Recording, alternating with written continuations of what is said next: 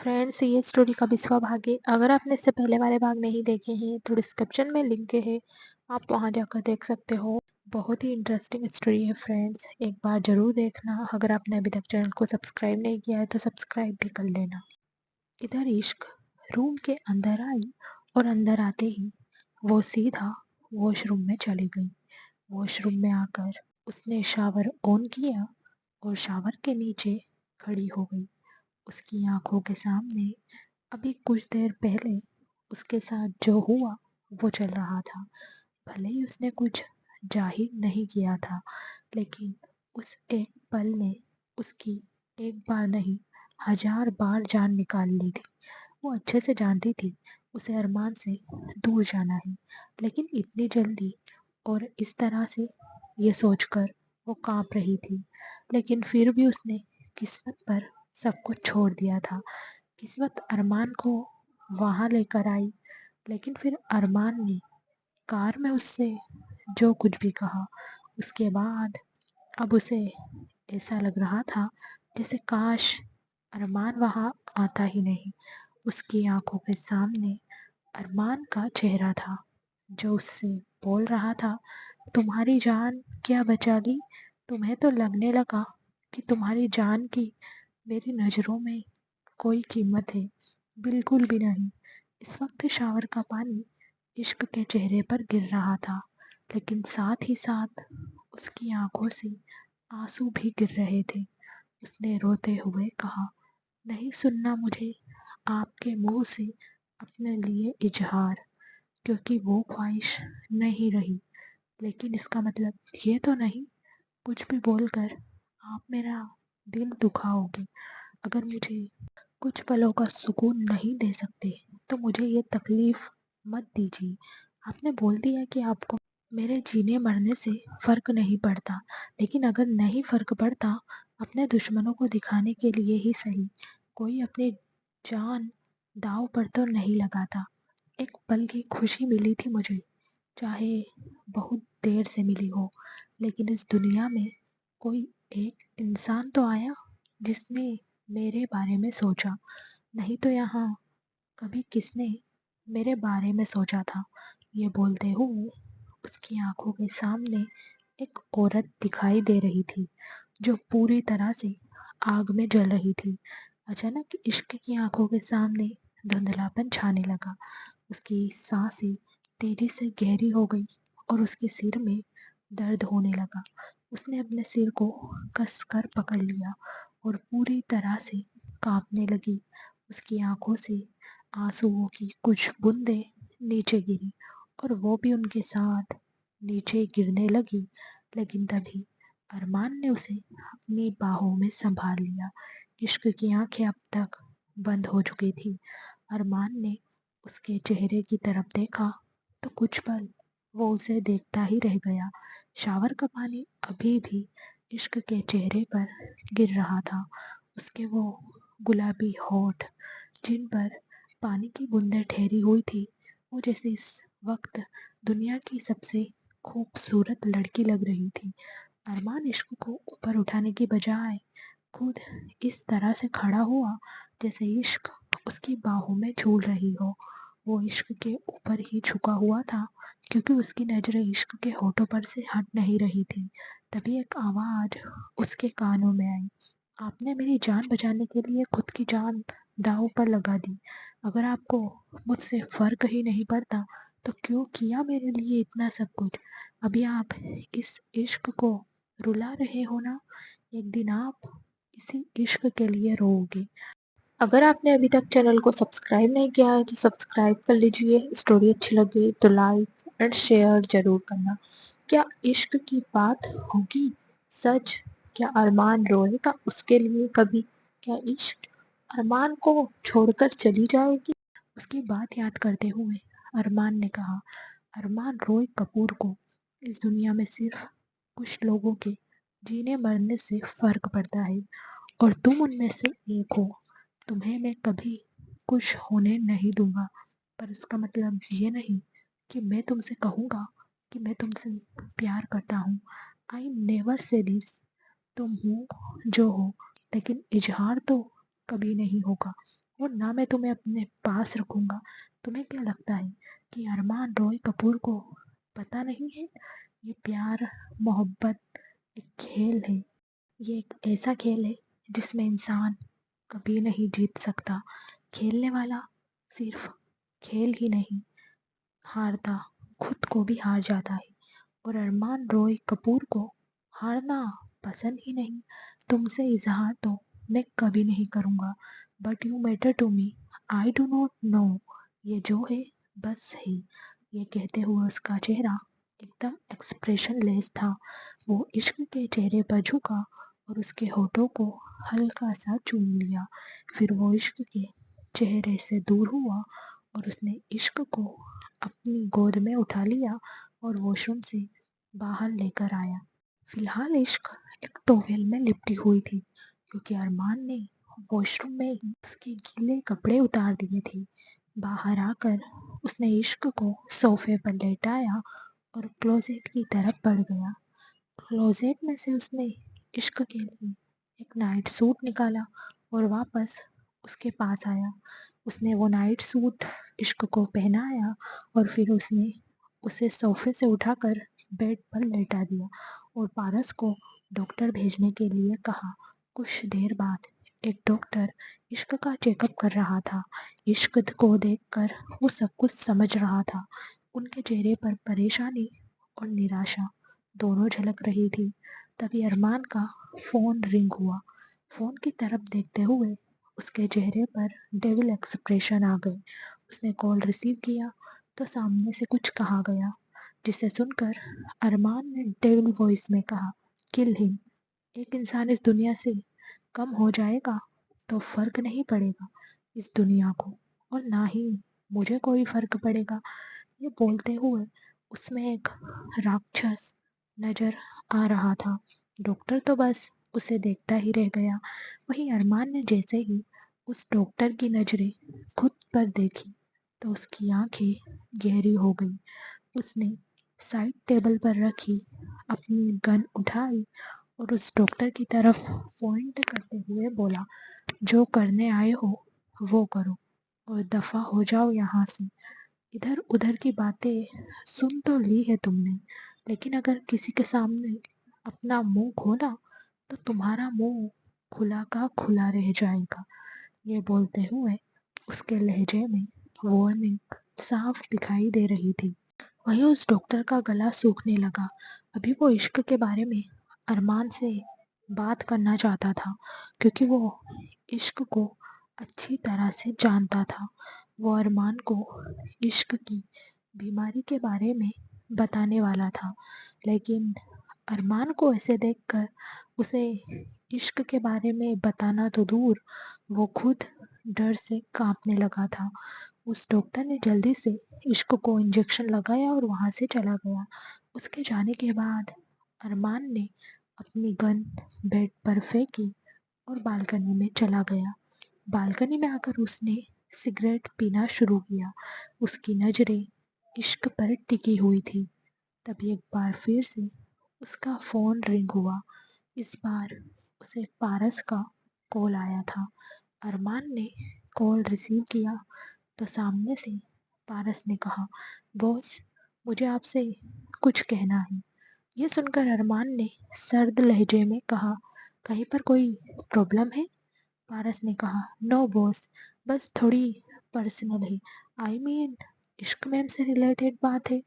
उसकी बात सुनकर अरमान ने हंसते हुए कहा, तुम जानते हो, हर मालिक के पास एक वफादार कुत्ता होता है, लेकिन जब वो वफादार कुत्ता अपने कुत्ते की औकात भूलकर अपने मालिक के ज़्यादा करीब आने की कोशिश करता है, तो मुझ जैसा मालिक उस कुत्ते के गले के पट्टे से ही उसका गला घोट देता है।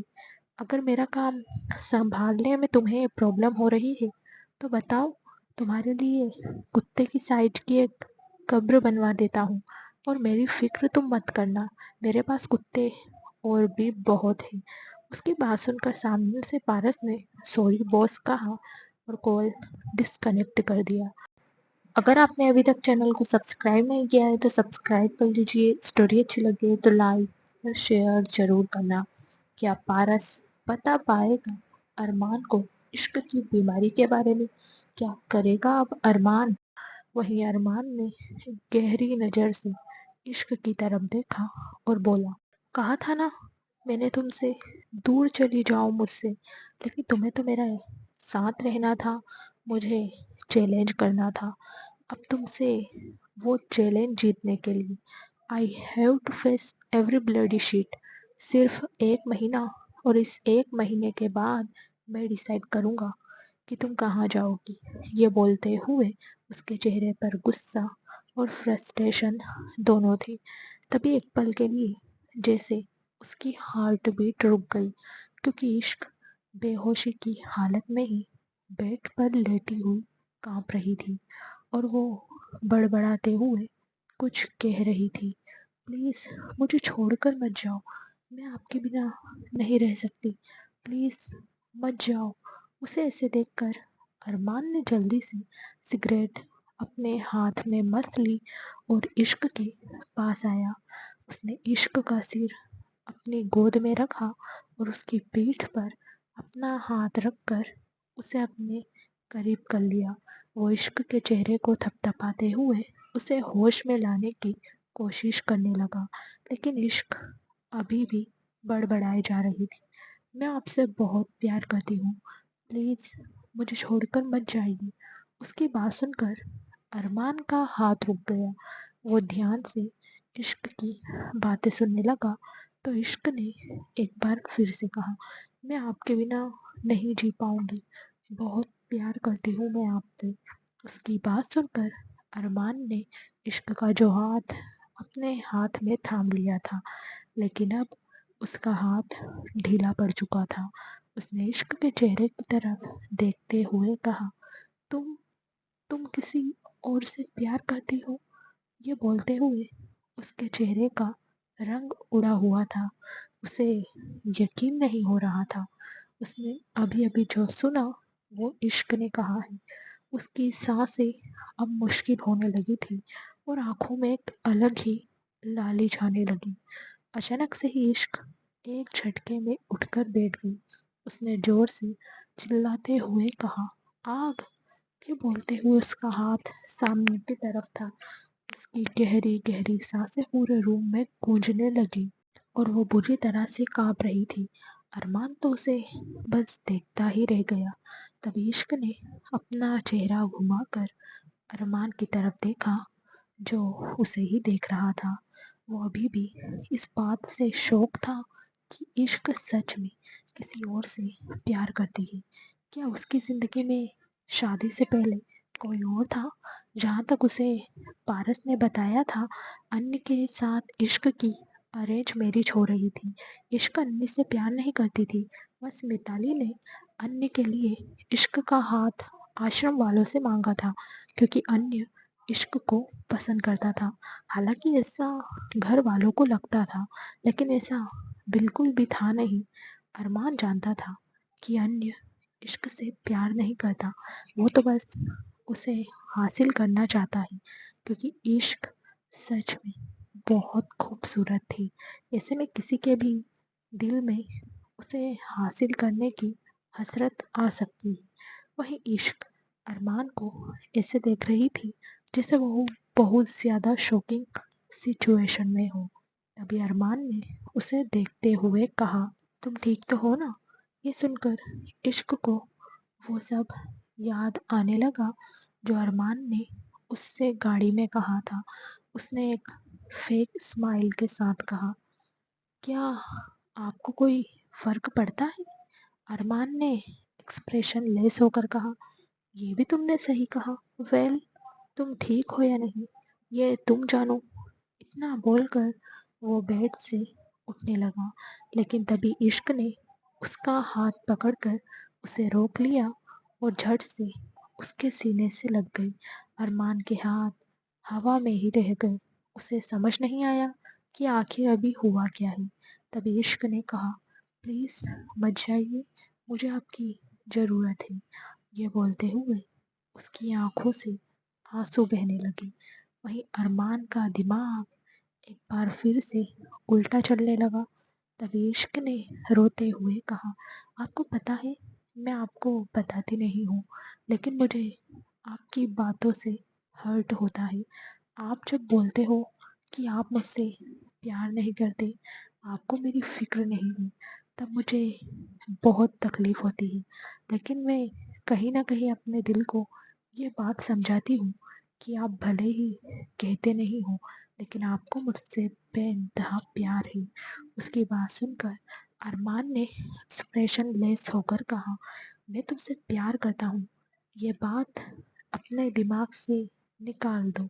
इतना बोलकर उसने इश्क को खुद से दूर किया तो इश्क रोते रोते ही मुस्कुराने लगी।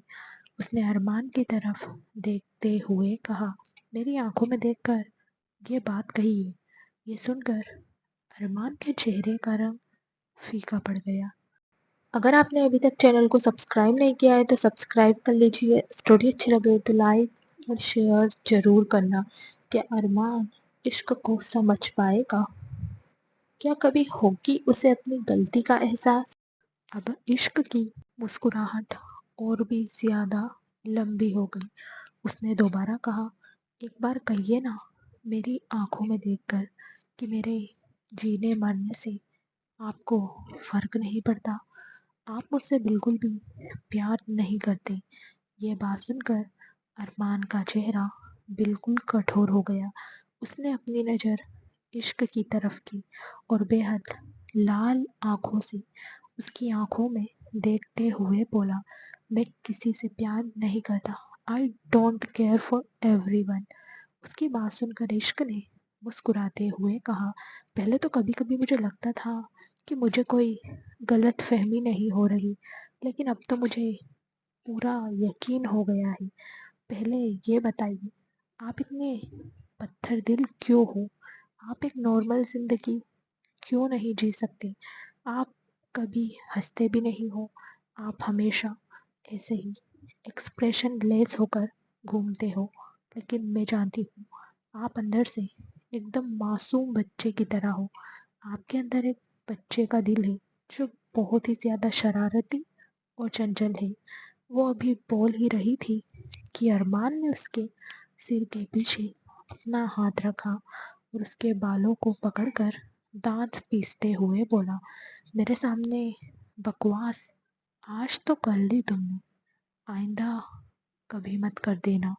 मैं बच्चा नहीं हूँ और ना ही मेरा दिल कोई बच्चा है।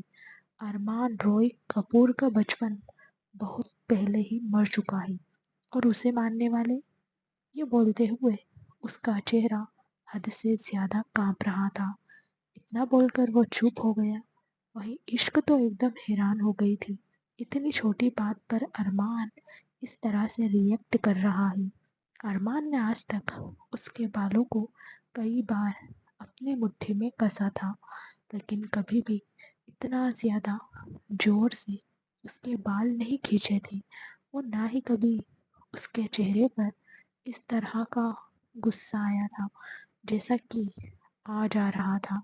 उसे देखकर अब ऐसा लग रहा था जैसे वो इश्क को दिखाने के लिए नहीं, बल्कि सच में हद से ज्यादा गुस्से में है। तभी इश्क ने उसकी आंखों में देखते हुए कहा, मुझे दर्द हो रहा है। ये सुनकर अरमान ने उसके बालों को और भी ज्यादा कसकर पकड़ा और बोला, मैं आखिरी बार कह रहा हूँ तुमसे, तुम्हारे दर्द से मुझे फर्क नहीं पड़ता। तुम्हारा प्यार, तुम्हारी प्रॉब्लम, तुम्हारा दर्द, मुझे इन सब से कोई लेना देना नहीं है।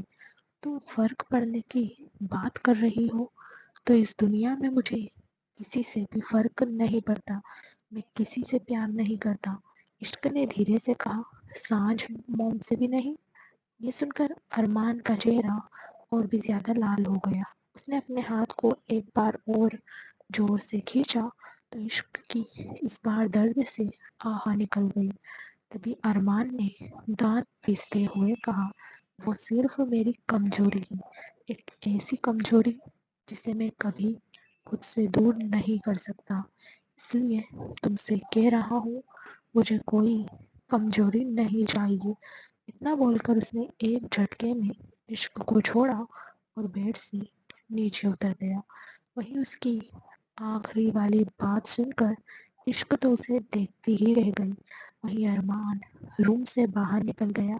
उसे जाते देखकर इश्क ने धीरे से कहा, आप मेरे प्यार को इसलिए एक्सेप्ट नहीं कर रहे हो क्योंकि आपको लगता है मैं आपकी कमजोरी बन जाऊंगी। ये बोलते हुए उसके चेहरे का रंग उड़ा हुआ था। वो किसी गहरी सोच में पड़ गई, जैसे अभी अभी उसे कुछ रियलाइज हुआ हो। उसने एक बार फिर से कहा, प्यार कमजोरी होता है तो मैं आपकी कमजोरी हूँ? ये बोलते हुए उसकी आंखों से आंसू बह रहे थे। वही अरमान रूम से बाहर आकर सीधा पार्किंग एरिया में आया और अपनी कार में बैठकर वहां से निकल गया। गेस्ट रूम की बालकनी में खड़ी लाइजा की नज़र जैसे ही बाहर जाते अरमान पर गई, उसके चेहरे पर डेविल एक्सप्रेशन आ गई।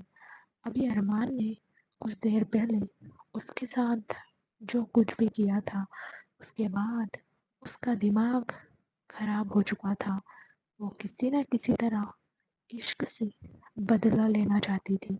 उसने इस बार विलियम को कॉल नहीं किया क्योंकि अब वो सारी चीज़ें खुद हैंडल करना चाहती थी। इश्क पर अटैक भी उसने नहीं करवाया था, वो अटैक विलियम ने इश्क पर करवाया था।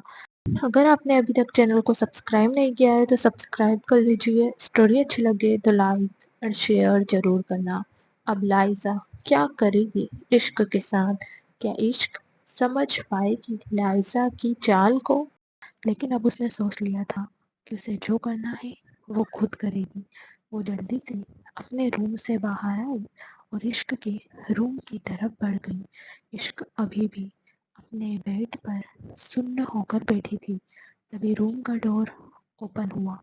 उसने नजरें उठाकर सामने देखा तो अपने सामने लाइजा को देखकर वो बेड से उठने लगी। तभी लाइजा ताली बजाते हुए उसके पास आई और उसे देखते हुए बोली, वाह इश्क, तुम कितनी अच्छी एक्टिंग कर लेती हो। मानना पड़ेगा तुम्हें, कितनी मासूम दिखती हो लेकिन हो बहुत चालाक तुम। उस दिन तुमने मुझसे पूछा था ना कि मैं फायर से प्यार करती हूँ या नहीं। मैंने तुमसे सीधा सीधा कहा था कि मैं फायर से प्यार करती हूँ, लेकिन ये बात सुनकर भी तुम उसे छोड़कर नहीं गई। तुमने 1 महीने का वक्त मांगा मुझसे, मैंने तुम्हें वक्त दिया और उसके बाद तुमने अपना अलग ड्रामा शुरू कर दिया।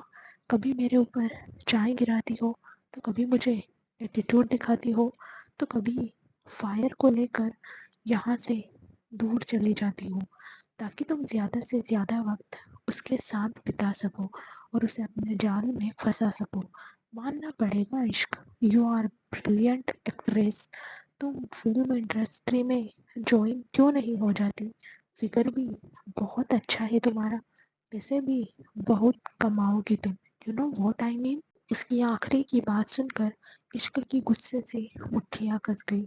उसने अपने आंसू साफ किए और बेड से उठकर लाइजा की तरफ देखते हुए बोली, मेरे रूम से बाहर निकल जाओ। लाइजा ने गुस्से में कहा, ये मेरा और फायर का होने वाला रूम है और ये अभी फायर का रूम है, तो तुम मुझे यहाँ से नहीं निकाल सकती। ये बोलते हुए वो इश्क के बिल्कुल पास आ गई थी। तभी इश्क ने नॉर्मल होकर कहा, मैं तुम्हारे मुंह लगना नहीं चाहती। लाइजा ने बेशर्मी से कहा, लेकिन फायर के मुंह लगना तो तुम्हें बहुत पसंद है, होगा भी क्यों नहीं। हॉट भी बहुत है फायर, और बेड पर तो आग लगा देता है वो। कोई भी लड़की उसे छोड़कर नहीं जाएगी। उसकी बेशर्मी भरी बातें सुनकर इश्क को एक बार फिर से गुस्सा आने लगा।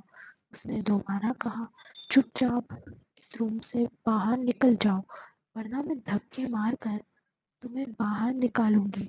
इस रूम में तुम्हें रहना है तो बेशक से 1 महीने बाद रह लेना, लेकिन उससे पहले मेरी परमिशन के बिना यहाँ आने के बारे में सोचना भी मत तुम। उसकी बात सुनकर लाइजा मुस्कुराते हुए बेड की तरफ देखने लगी, जहाँ की बेडशीट थोड़ी बिखरी हुई थी। उसने बेड की तरफ देखते हुए इश्क से कहा, लगता है अभी अभी यहाँ कुछ हुआ था, लेकिन शायद तुम सेटिस्फाई नहीं हुई। कोई बात नहीं, मेरे पास कुछ ऐसा है जिससे तुम पूरी तरह सेटिस्फाई हो जाओ। उसकी बात पर इश्क सवालिया एक्सप्रेशन के साथ उसे देखने लगी, तो लाइजा ने डेविल स्माइल करते हुए कहा, 10 करोड़ फायर का प्राइस कहो या अपनी सेटिस्फेक्शन का, your wish, and I damn sure इतने पैसे तुम्हारी औकात से बहुत ज्यादा है। वो अभी बोल ही रही थी कि इश्क ने एक जोरदार थप्पड़ उसके गाल पर लगाया। अगर आपने अभी तक चैनल को सब्सक्राइब नहीं किया है तो सब्सक्राइब कर लीजिए। स्टोरी अच्छी लगे तो लाइक एंड शेयर जरूर करना। क्या लाइजा थप्पड़ का बदला ले पाएगी इश्क से? क्या इश्क अरमान को छोड़कर कभी जाएगी? और उसकी तरफ उंगली पॉइंट करते हुए बोली, आइंदा से मेरे मिस्टर फायर की कीमत लगाने के बारे में सोच भी मत लेना। पूरी दुनिया भी दोगी ना अगर तुम मुझे, तो भी मैं उन्हें छोड़कर नहीं जाऊंगी। अब चुपचाप यहाँ से चली जाओ, वरना दोनों गालों में कोई फर्क नहीं रहेगा तुम्हारे। उसकी बात सुनकर लाइजा ने गुस्से में कहा, बहुत बड़ी गलती कर दी तुमने मुझ पर हाथ उठाकर। तुम्हारी एक गलती को मैंने माफ कर दिया था, लेकिन अब नो वे। ये बोलते हुए वो नफरत भरी नजर से इश्क को देख रही थी। अपनी बात कहकर वो वहां से जाने लगी। उसे जाते देखकर इश्क ने पीछे से कहा, मेरे मिस्टर फायर को फायर कहने का हक सिर्फ मेरा है। आइंदा से अगर उनके बारे में तुम्हें बात करनी हो तो उनका नाम अरमान रॉय कपूर है। उसकी बात पर लाइजा ने पहले तो हैरानी से उसे देखा, और फिर उसके चेहरे पर डेविल स्माइल आ गई। वो तेज कदमों के साथ इश्क के रूम से बाहर निकल गई। उसके जाने के बाद इश्क फिर से बेड पर बैठ गई। एक बार फिर से उसने अपने सिर को पकड़ लिया था। एक साथ ना जाने कितनी बातें उसके दिमाग में घूम रही थी, लेकिन एक ऐसी बात भी थी जो उसके दिमाग में बिल्कुल अटक चुकी थी, और वो थी, वो सिर्फ मेरी कमजोरी है, और एक ऐसी कमजोरी है जिसे मैं कभी खुद से दूर नहीं कर सकता। इसीलिए कह रहा हूँ, अब मुझे कोई और कमजोरी नहीं चाहिए। ना जाने कितनी देर यूं ही बेड पर बैठकर इश्क इस बारे में सोचती रही। रात के तकरीबन 1 बजे वो यूं ही बेड पर बैठी बैठी सो गई। सर्वेंट ने जब सबके लिए खाना सर्व किया था तो वो इश्क को बुलाने आई थी, लेकिन डोर नॉक करने के बाद भी इश्क ने डोर ओपन नहीं किया, तो फिर वो सर्वेंट वहां से चली गई थी। इश्क ने खाना नहीं खाया था। रात के तकरीबन 3 बजे अरमान वापस आया। जैसे ही उसने डोर पर अपना कदम रखा, उसकी नजर सामने इश्क पर गई। उसकी लाल आंखें बता रही थी कि इस वक्त वो नशे में है। उसके चेहरे पर हल्की सी मुस्कुराहट आ गई। वो डोर बंद करके इश्क के पास आया और उसे अपनी गहरी नजरों से देखने लगा। इश्क को देखते हुए वो अपनी शर्ट के बटन खोल रहा था। वो बिल्कुल इश्क के पास आया और उसे अपनी बाहों में संभालते हुए अच्छे से तकिए पर लेटा कर न जाने कितनी देर वो इश्क को देखता रहा, और फिर वो खुद उसके बगल में लेट गया। उसने इश्क की तरफ देखते हुए कहा, तुमने तो कहा था कि तुम्हें मेरी जरूरत है। क्या अब वो जरूरत पूरी हो गई? या? इतना बोलकर वो रुक का और अपने होठों को गोल करके उसने हवा बाहर छोड़ी, और एक बार फिर से बोला, तुम्हें पता है मुझे सिगरेट पीने की तलब लग रही है, लेकिन मैं सिगरेट नहीं पीऊंगा क्योंकि मेरे पास एक और ऑप्शन है। जानती हो क्या? इतना बोलकर वो हंसा और अपना सिर ना में हिलाते हुए बोला, नहीं, तुम नहीं जानती होगी, मैं बता रहा हूँ तुम्हें। वो क्या? इतना बोलकर उसने इश्क को अपनी बाहों में समेटा और बोला, मेरी सिगरेट की तलब का इलाज हो तुम। Smoking is injurious to health, लेकिन तुम तो उससे भी ज्यादा खतरनाक हो। सिगरेट तो मेरा सीना जलाएगी, लेकिन तुमने तो मेरे दिमाग में आग लगा कर रखी है। क्या कहा था तुमने मुझे कि मैं बच्चा हूँ? इतना बोलकर उसने इश्क को खुद से दूर कर दिया और अपनी जगह पर उठकर बैठ गया। उसकी आंखें आधे से लाल होती जा रही थी। उसके चेहरे पर शिकन के भाव थे। अपने घुटनों को हल्का सा ऊपर करके उसने अपना हाथ घुटनों पर रखा और कुछ सोचने लगा। कुछ सोचते हुए उसके हाथ की नसें लगातार उभर रही थी। अगर आपने अभी तक चैनल को सब्सक्राइब नहीं किया है तो सब्सक्राइब कर लीजिए। स्टोरी अच्छी लगी तो लाइक और शेयर जरूर करना। क्या अरमान कभी इश्क की बीमारी के बारे में जान पाएगा? क्या वो इश्क के बिना रह पाएगा? जैसे उसे बहुत ज्यादा गुस्सा आ रहा हो, या फिर जो बात उसके दिमाग में चल रही है वो उसे बहुत ज्यादा परेशान कर रही है। उसने वापस से इश्क की तरफ देखा और बोला, तुम्हें लगता है मेरे अंदर एक मासूम बच्चा है? मासूम? ये बोलकर वो हंसा और फिर इश्क के चेहरे पर झुकते हुए बोला, मासूम नहीं है वो बच्चा, वो एक मर्डरर है।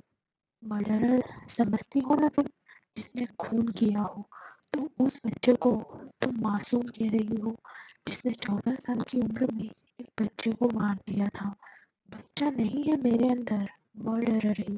और अगर तुम्हें पता चला इस बारे में तो जो इश्क इश्क करती रहती हो ना तुम, उतनी ही नफरत करोगी मुझसे। सिर्फ खून नहीं किया मैंने, मेरे हाथ।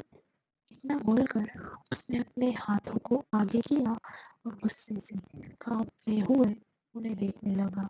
फिर उसने अपने जबड़े कसते हुए आगे कहा, ना जाने कितने ही लोगों को मैंने अपने हाथों से मारा है, और तुम्हें लगता है कि मैं मासूम हूँ?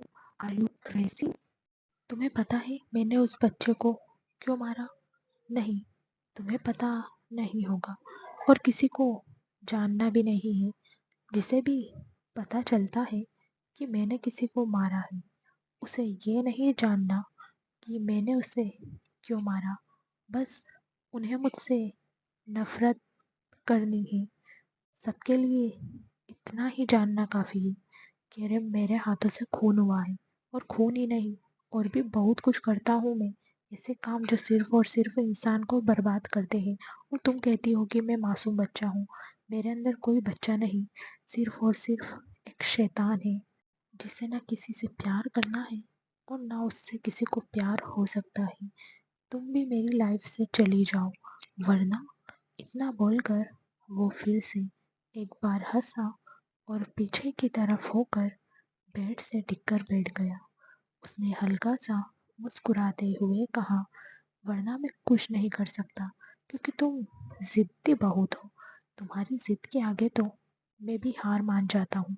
लेकिन तभी अचानक से उसके चेहरे के एक्सप्रेशन बदले और वह वापस इश्क के ऊपर झुककर बोला, लेकिन फायर के आगे किसी की नहीं चलती। अगर तुम्हारी जगह कोई और होता तो अभी तक उस इंसान के दिमाग में बड़ी बड़ी गोलियां मैं ठोक चुका होता। लेकिन तुम्हारे आगे तो मेरी चलती ही नहीं है। तुम पर तो मुझे गुस्सा आता है, लेकिन मैं गुस्सा दिखा नहीं पाता। किसी के हाथ पैर तोड़ने में मैं एक पल नहीं लगाता, लेकिन जब मेरी वजह से तुम्हारे हाथ पर हल्की सी भी चोट आ जाती है तो मुझे अंदर ही अंदर तकलीफ होती है। तुम्हें कभी चोट लग जाए तो वो चोट मुझे लगती है। क्या क्या कहा था मैंने तुमसे कि अगर तुम्हें कुछ हो जाता तो मुझे फर्क नहीं पड़ता? नहीं जान, मुझे फर्क पड़ता। ये बोलते हुए वो इश्क के चेहरे पर झुका और उसने बड़ी ही शिद्दत से उसके फोरहेड को चूम लिया। फिर वो इश्क के बगल में लेट गया और उसे अपनी बाहों में भरते हुए बोला, मुझे फ़र्क पड़ता है एंग्री बर्ड, बहुत फ़र्क पड़ता है। एक तुम ही तो हो जो मैं जैसा हूँ, जो हूँ, उससे ही प्यार करती हो। तुम्हारे सामने मैं मैंने कई लोगों की जान ली, लेकिन तुम्हारा प्यार मेरे लिए कम नहीं हुआ। अगर आपने अभी तक चैनल को सब्सक्राइब नहीं किया है तो सब्सक्राइब कर लीजिए। स्टोरी अच्छी लगे तो लाइक और शेयर ज़रूर करना। क्या होगा जब सांझ और सूर्या को इश्क की बीमारी के बारे में पता चलेगा? क्या वो इश्क का ट्रीटमेंट करवाएगी? तुमने मुझे खुद से दूर नहीं किया तो फिर तुम्हें कुछ होने दूँ, मुझे फ़र्क क्यों नहीं पड़ेगा? इतना बोलकर वो एक पल के लिए रुका और फिर अचानक से बोला, नहीं, मुझे फ़र्क नहीं पड़ता। इतना बोलकर उसने एक बार फिर से इश्क को धक्का दे दिया और खुद से अलग कर दिया। वहीं इश्क शायद गहरी नींद में थी, इसलिए उसे कुछ पता नहीं चल रहा था। अरमान फिर से अपने जगह पर उठकर बैठ गया और साइड टेबल से सिगरेट निकाल कर उसे अपने होठों में दबाकर लाइटर से जलाकर उसके लंबे कश भरने लगा और फिर सिगरेट का धुआं उसने ऊपर उड़ाते हुए कहा, तुम्हारी तलब में खुद को नहीं लगने दूंगा। ये सिगरेट ही ठीक है मेरे लिए। तुम्हारी तलब तो मुझे बर्बाद कर देगी, इसलिए मैं तुमसे इश्क नहीं करूँगा। ये बोलते हुए वो लगातार सिगरेट पी रहा था और धुआं बाहर की तरफ उड़ा रहा था। जब सिगरेट खत्म हो गई तो उसने सिगरेट के उस छोटे से टुकड़े को देखते हुए कहा, तुम वो क्यों नहीं करती जो ये लड़की करती है? ये जब मेरे पास आती है तो मेरा जलता हुआ सीना ठंडा हो जाता है, लेकिन तुमसे तो मुझे कोई फ़र्क ही नहीं पड़ता। बड़ी मक्कार हो तुम। इतना बोलकर उसने उस सिगरेट को साइड में फेंका और इश्क की तरफ देखने लगा। फिर उसने इश्क की तरफ देखते हुए कहा, अब मैं क्या करूं? तुम उठ जाओ ना। तुम उठ क्यों नहीं रही हो? क्या तुम्हें अब इस फायर से प्यार नहीं करना? मुझे कुछ हो रहा है। I want you. I do not no. दिमाग को तुम चाहिए या फिर बॉडी को तुम्हारी ज़रूरत है, पर तुम उठो। इस फायर को अपने इश्क की आग में जलाओ। उठो ना। ये बोलते हुए उसने फिर से इश्क को अपनी बाहों में भर लिया। कब इश्क को उठाते उठाते वो खुद सो गया, उसे पता ही नहीं चला।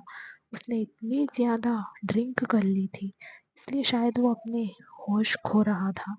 धीरे धीरे जब वो गहरी नींद में चला गया तो इश्क ने अपनी आंखें खोली। उसकी आंखें तो तभी खुल चुकी थी जब अरमान रूम में आया था। वो कब से अरमान की बातें सुन रही थी। उसने अपनी आंखें इसलिए नहीं खोली थी क्योंकि अगर वो अपनी आंखें खोलती तो अरमान ये सब बातें कभी नहीं करता जो उसने अभी अभी कही थी।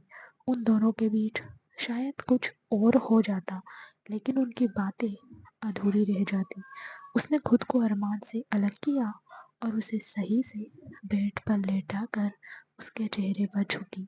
फिर उसने अरमान के गाल पर अपना हाथ रखा और बड़ी ही गहराई से उसे देखने लगी। उसने अरमान के चेहरे की तरफ देखते हुए कहा, मेरे लिए आप अभी भी एक मासूम बच्चे की तरह हो जिसे सिर्फ जिद करना आता है। ये नहीं जानता वो बच्चा कि वो जो मांग रहा है वो सही है या गलत। बस उसे तो अपनी जिद पूरी करवानी है।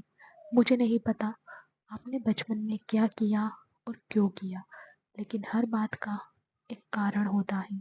शायद उस बात का भी होगा। मैं आपको जज नहीं कर सकती, लेकिन आपने कहा कि आप कुछ और भी करते हैं।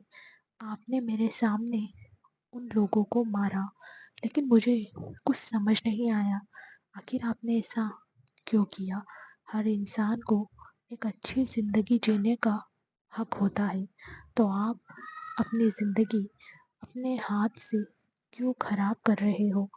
मैं नहीं जानती हम दोनों का साथ और कितने दिनों का है, लेकिन मैं चाहती हूँ आप अपनी सारी बुरी आदतें छोड़कर एक अच्छे इंसान बने। उम्मीद करती हूँ मेरे जाने के बाद आप अपनी लाइफ अच्छे से शुरू करोगे। आप चाहते हो ना कि मैं आपकी कमजोरी ना बनूं, तो ठीक है, मैं नहीं बनूंगी आपकी कमजोरी। अब से मैं खुद आपसे दूर रहूंगी, बहुत दूर, क्योंकि शायद हम करीब ही एक दूसरे से दूर होने के लिए आए थे। ये बोलते हुए उसकी आंखें नम हो रही थी। फिर वो अरमान से थोड़ी दूर हटकर अपनी जगह पर लेट गई। कुछ ही देर में वो फिर से नींद के आगोश में चली गई। सुबह के तकरीबन 8 बजे इश्क ड्रेसिंग के सामने खड़ी होकर तैयार हो रही थी। उसने अपने कान में झुमके डालते हुए अरमान की तरफ देखा तो अरमान अभी भी सो रहा था। अगर आपने अभी तक चैनल को सब्सक्राइब नहीं किया है तो सब्सक्राइब कर लीजिए। स्टोरी अच्छी लगे तो लाइक एंड शेयर जरूर करना। क्या इश्क अरमान के उठने से पहले ऑफिस जा पाएगी? क्या अरमान उसे रोकेगा? रात को लेट सोने की वजह से शायद उसे अभी भी नींद आ रही थी। इश्क जल्दी जल्दी रेडी हो रही थी ताकि अरमान के रेडी होने से पहले वो रूम से बाहर निकल जाए। वो अब अरमान का सामना नहीं करना चाहती थी। वो जानती थी ऐसा करना मुश्किल होगा, लेकिन वो ये भी जानती थी कि ऐसा करना बहुत ज़रूरी है। शायद उसके लिए नहीं, लेकिन अरमान के लिए। उसका बस चलता तो वो तो इस 1 महीने में एक पल के लिए भी अरमान से दूर नहीं जाती। उसे अरमान को डाइवोर्स नहीं देना था, पर वो अरमान के साथ हमेशा नहीं रह सकती। ये बात उसे अच्छी तरह से पता थी। रेडी होकर वो रूम से बाहर निकली और सीढ़ियों से नीचे जाने लगी, लेकिन तभी अचानक उस अमायरा से टक्कर हो गई। उसके सिर पर अमायरा का सिर लगा था, जिससे अमायरा के हाथों में पकड़ा सामान नीचे गिर गया। इश्क ने अपने माथे पर हाथ रखा और अमायरा की तरफ देखने लगी, जो जल्दबाजी में नीचे गिरा हुआ अपना सामान जल्दी जल्दी उठा रही थी। उसमें एक ज्वेलरी सेट भी था। इश्क उसकी मदद करने के लिए जैसे ही नीचे झुकी, तभी अमायरा ने वो ज्वेलरी सेट जल्दी से संभाला और अपने पीछे छुपा लिया। उसे इसे देखकर इश्क एकदम हैरान हो गई। उसने अमायरा की तरफ देखकर कहा, क्या हुआ? तुम इतना परेशान क्यों लग रही हो? अमायरा ने कहा, नहीं, मैं क्यों परेशान होंगी? इश्क ने उसे सवालिया नज़रों से देखते हुए कहा, तो तुम ये ज्वेलरी सेट छुपा क्यों रही हो?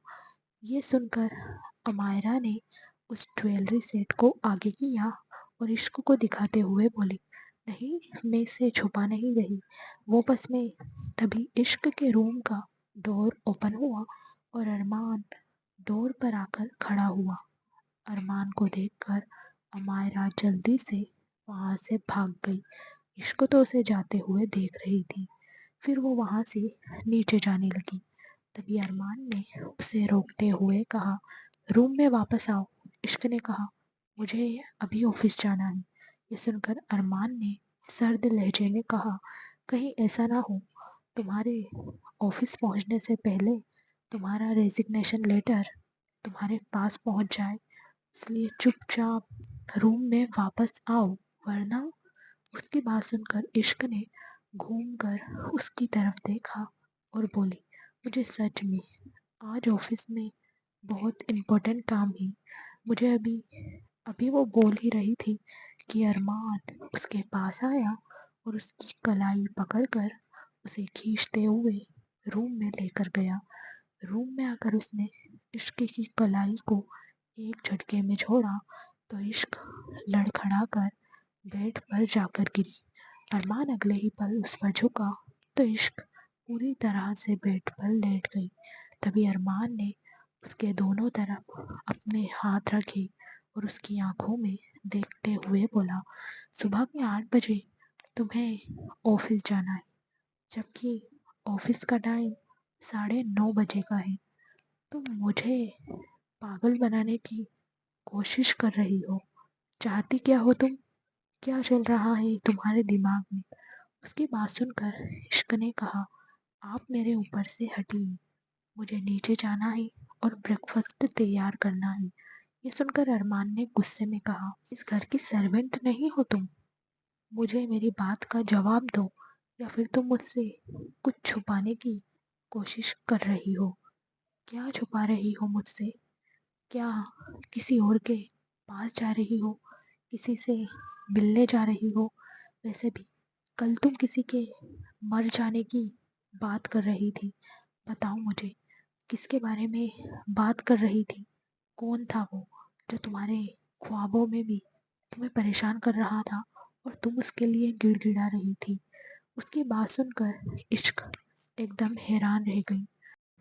अगर आपने अभी तक चैनल को सब्सक्राइब नहीं किया है तो सब्सक्राइब कर लीजिए। स्टोरी अच्छी लगे तो लाइक और शेयर जरूर करना। क्या अरमान के सवाल का जवाब देगी इश्क? आखिर इश्क किसे याद कर रही थी? उसे समझ नहीं आ रहा था कि वो अरमान को क्या जवाब दे। वहीं उसे कोई जवाब ना देता देखकर अरमान ने फिर से गुस्से में चिल्लाते हुए कहा, बताओ, अब चुप क्यों हो? तुम किससे मिलने के लिए जा रही थी? तुम्हें इतनी जल्दी कहाँ जाना है? कोई ज़्यादा इम्पोर्टेंट इंसान है क्या? मुझे भी मिलवाओ उस इम्पोर्टेंट इंसान से जिसने तुम्हारी नींद उड़ा रखी है, जिसने तुम्हारे ख्वाबों में भी कब्जा कर रखा है। कौन है वो? बताओ मुझे जल्दी। उसकी बात सुनकर इश्क ने गुस्से से उससे अपना हाथ छुड़वाते हुए कहा, मुझे यहाँ से जाना है, बस मेरा हाथ छोड़िए आप। अरमान ने कहा, मैं तुम्हें कहीं नहीं जाने दूंगा जब तक तुम मुझे उस शख्स का नाम नहीं बता देते जिसके लिए तुम नींद में पागल हुए जा रही थी। उसकी बात पर इश्क ने कहा, आपको क्यों जानना है उस शख्स के बारे में? मैं किसी के बारे में भी सोचूं, नींद में किसी को याद करूं, आपको उससे क्या? आपको तो मेरे जीने मरने से फर्क ही नहीं पड़ता, तो अब मैं किसी को भी याद करूं, आपको क्या मतलब है उससे? उसकी बात सुनकर अरमान ने दांत पीसते हुए कहा, हाँ, मुझे फर्क नहीं पड़ता, लेकिन तुम्हारे होठों पर किसी का नाम और मैं उस इंसान को ना जानता हूँ, इससे मुझे फर्क पड़ता है। अब चुपचाप मुझे उस इंसान का नाम बताओ। इश्क ने कहा, मुझे आपको कुछ नहीं बताना, मुझे जाने दीजिए ऑफिस। उसकी बात को बीच में काटते हुए अरमान ने कहा, ऑफिस तो बहाना है, ऑफिस तो तुम मेरे साथ भी जा सकती हो, लेकिन नहीं, तुम्हें तो मुझसे पहले जाना है। अब बताओ कौन है वो और क्या रिश्ता है तुम्हारा उसके साथ? उसकी बात सुनकर इश्क उसे ऐसे देख रही थी जैसे वो यकीन कर रही हो कि अरमान वही इंसान है जो बात बात पर उससे बोलता है कि उसे इश्क की किसी बात से फर्क नहीं पड़ता, और अब एक नाम जानने के लिए वो इतना बेचैन हो रहा था। उसने बिल्कुल नॉर्मल होकर कहा, मेरे किसी के साथ क्या रिश्ता है और क्या नहीं, मैं उसके बारे में आपको क्यों बताऊं? क्या कोई हक है आपको मुझसे सवाल करने का? ये सुनकर अरमान एकदम हैरान रह गया। बात बात पर उस पर हक जताने वाली इश्क अब उससे उसका हक पूछ रही थी। वो एक झटके में इश्क के ऊपर से हटा और गुस्से में बोला, तुम मुझे उस इंसान का नाम बता रही हो या नहीं? इश्क ने बेड से उठते हुए कहा, मुझे अभी फिलहाल आपसे कोई बात नहीं करनी, और मुझे नहीं लगता कि अब मुझे आपसे बात करने की ज़रूरत भी है। 1 महीने बाद आपको डाइवोर्स चाहिए ना, मिल जाएगा आपको डाइवोर्स। और दूसरा रिश्ता हमारे बीच बॉस और एम्प्लॉय का है, तो उस उसे ऑफिस में ही रखिए, यहाँ पर हम दोनों के बीच। अभी वो बोल ही रही थी कि अरमान दांत पीसते हुए उसके पास आया और उसकी कलाई को पकड़कर उसकी पीठ से लगाते हुए गुस्से में बोला, मुझे नाम बताओ उस शख्स का। किसे याद कर रही थी तुम? कौन था वो जिसका जिक्र नींद में भी तुम्हारे होठों पर था? इश्क ने उसे अपने दूसरे हाथ से धक्का देने की कोशिश की। उसे इस वक्त बस अरमान से दूर जाना था, क्योंकि अरमान की कही गई बातें उसके कानों में अभी भी गूंज रही थी। लेकिन कई बार कोशिश करने के बाद भी वो अरमान को खुद से दूर नहीं कर पाई, तो उसने खुद को ढीला छोड़ दिया। जैसे ही उसने खुद को ढीला छोड़ा, अरमान ने उसकी कलाई को छोड़ दिया और डेविल स्माइल करते हुए बोला, अब तो समझ आ गया होगा ना तुम्हें कि तुम कुछ नहीं कर सकती जब तक मैं ना चाहूँ। अब मुझे उस इंसान का नाम बताओ। उसकी बात का इश्क ने कोई जवाब नहीं दिया। वो वहां से जाने लगी। अगर आपने अभी तक चैनल को सब्सक्राइब नहीं किया है तो सब्सक्राइब कर लीजिए। स्टोरी अच्छी लगे तो लाइक और शेयर जरूर करना। क्या अरमान इश्क को समझ पाएगा? क्या कभी होगा उसे अपनी गलती का एहसास? तभी अरमान ने एक बार फिर से उसका हाथ पकड़ा और उसे दीवार से लगाकर उस पर झुककर खड़ा हो गया। इश्क गहरी सांस लेते हुए उसे देख रही थी। तभी इश्क ने उसकी आंखों में देखते हुए कहा, क्या आप मुझसे प्यार करते हो? उसका सवाल सुनकर अरमान ने गुस्से में कहा, मुझे सवाल के बदले सवाल सुनने की आदत नहीं है। मुझे जवाब चाहिए। जवाब दो। इश्क ने फिर से सवाल पूछा, क्या आप मुझसे प्यार करते हो? क्या आपको मुझसे फर्क पड़ता है? मैं क्या सोचती हूँ, क्या महसूस करती हूँ, क्या चाहती हूँ, इन बातों से आपको फर्क पड़ता है? उसकी बात सुनकर अरमान ने एक जोरदार पंच दीवार पर मारा, जिससे उसके हाथ से खून आने लगा। वहीं इश्क एकदम सहम गई। अरमान गुस्से में हद से ज्यादा अग्रेसिव हो रहा था। उसने गुस्से से कांपते हुए कहा, तुम्हें पता है मैं सन की हूँ और सन के इंसान के साथ पंगा नहीं लिया जाता। जब तक मेरी जिद पूरी ना हो जाए तब तक मैं उस जिद का पीछा नहीं छोड़ता। अब अगर तुमने मुझे नहीं बताया ना कि तुम किसे याद करके पागल हो रही थी, तो उसके बाद जो तुम देखोगी तुम पछताओगी। उसकी बात सुनकर इश्क ने अपना चेहरा झुका लिया।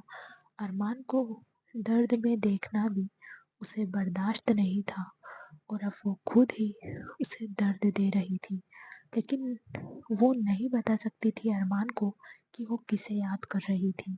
वो कौन था जिसके बारे में सोचकर वो हद से ज़्यादा बेचैन हो जाती थी और नींद में भी कांपने लगती थी। तभी अरमान ने कहा, तुम्हें चेहरा झुकाने के लिए नहीं कहा है मैंने। मुंह खोलो अपना और जवाब दो। अब इश्क हद से ज्यादा कमजोर पड़ रही थी।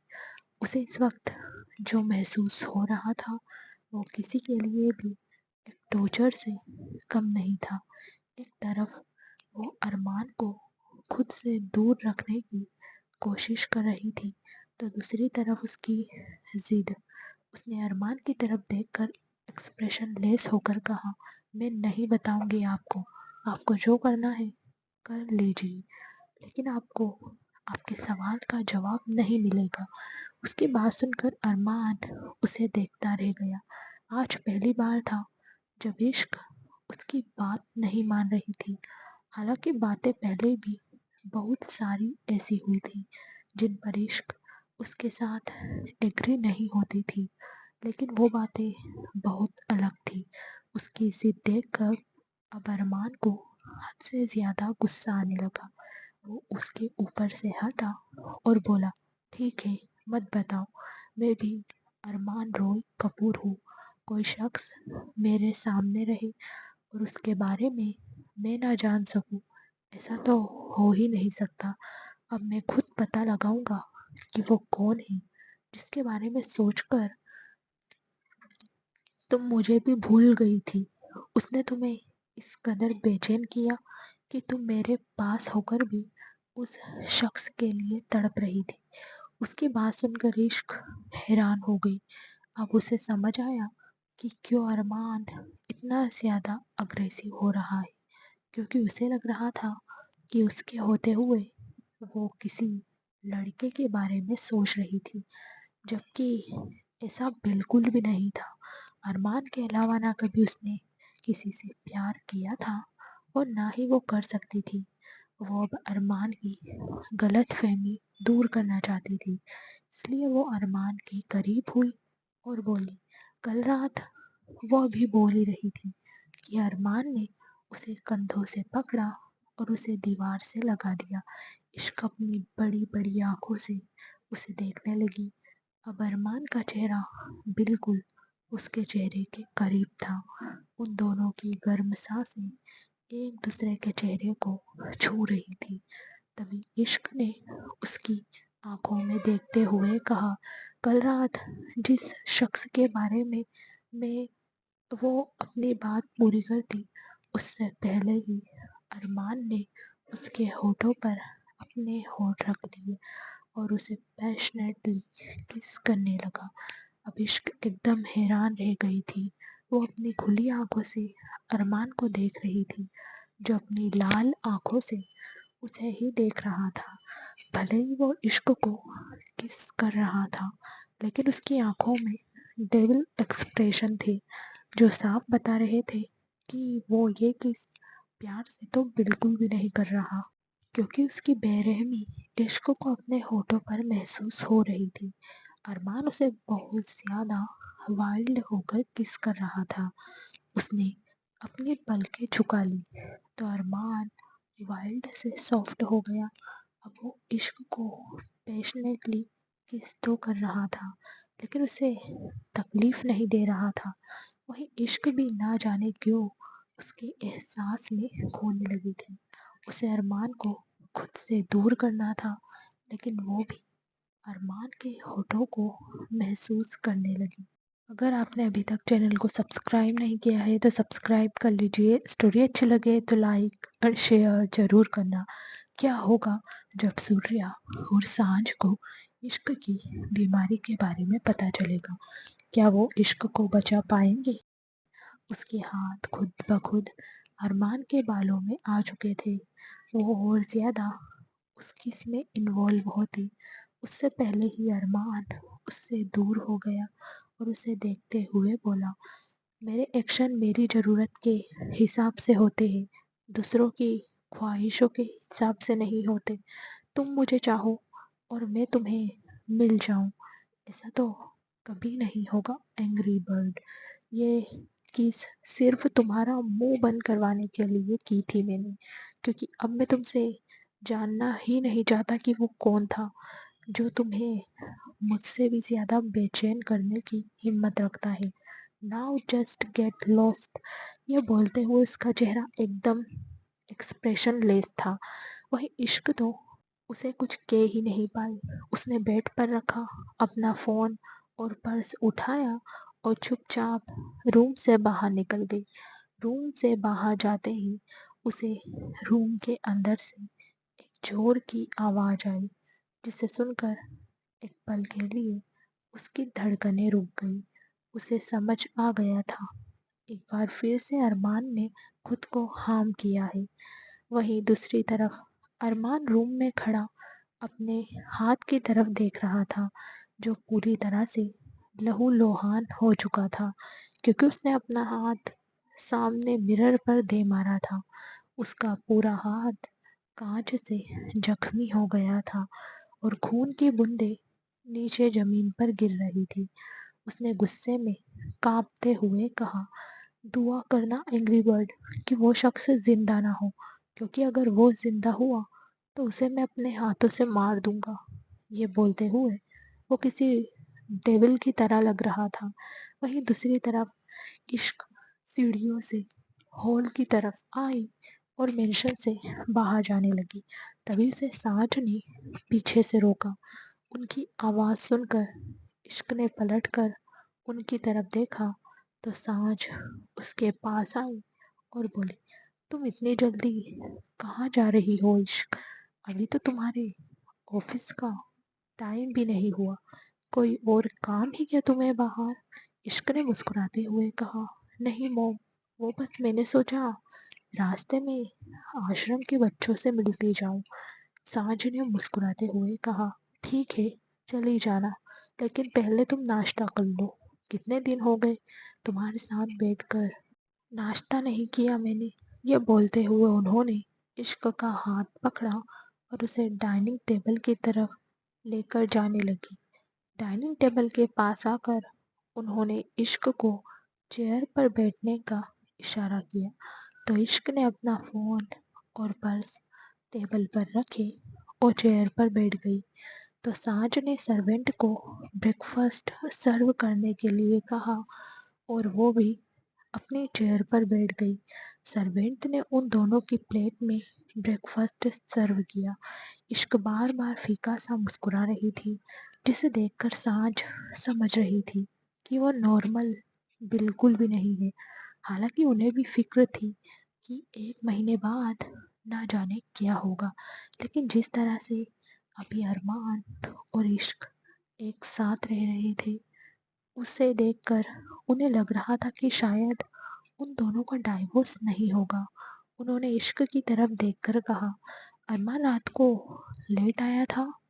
इश्क ने हिचकिचाते हुए कहा, हाँ बस थोड़ा सा लेट। साज ने कहा, वो नशे की हालत में था? इश्क ने मासूमियत से कहा, हाँ थोड़ा सा।